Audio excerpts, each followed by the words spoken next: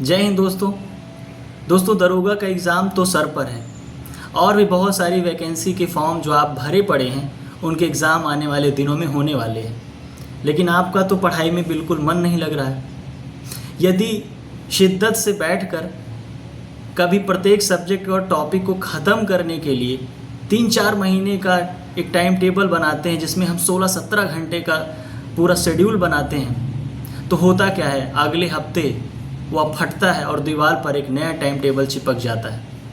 अपनी पूरी तैयारी के दौरान हम कितने टाइम टेबल बना देते हैं हमको खुद ही याद नहीं रहता है।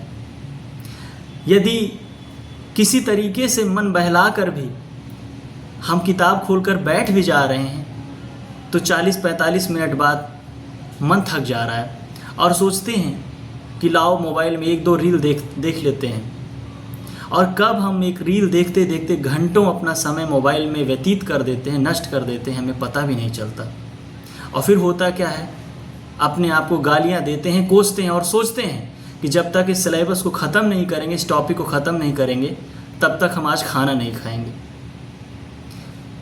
हम इन सब चीज़ों से इतने डर गए, घबरा गए और परेशान हैं कि अपने घर परिवार से बात नहीं कर रहे हैं। सोचते हैं कि उनको क्या जवाब देंगे, लेकिन घंटों कहीं और समय अपना बात करने में वेस्ट कर रहे हैं, वो हमें एहसास नहीं है।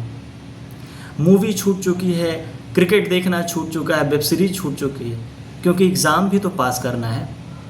मन तो बहुत करता है देखने का, पार्क जाने का, घूमने का, लेकिन क्या करें, कमरा बंद है, तैयारी शुरू है, पर तैयारी हो कहाँ रही है। यही सोचते हैं कि बस अगले महीने किसी तरीके से अपने पैर पर खड़े होंगे, कुछ ट्यूशन और कोचिंग पढ़ाएंगे, पैसा कमाएंगे, माँ पिताजी से पैसा मांगना बंद करेंगे। लेकिन समय बीत जाता है, महीना बीत जाता है और किराएदार, मकान मालिक सामने खड़ा रहता है।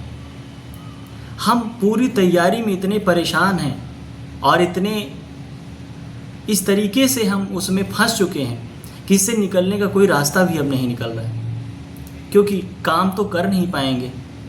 अब यही सोचते हैं कि हर हाल में किसी तरीके से हमें सफल होना है। लेकिन दोस्त, अगर आप इन सब चीज़ों में इस तरीके से परेशान हैं तो सफलता आपसे बहुत दूर है।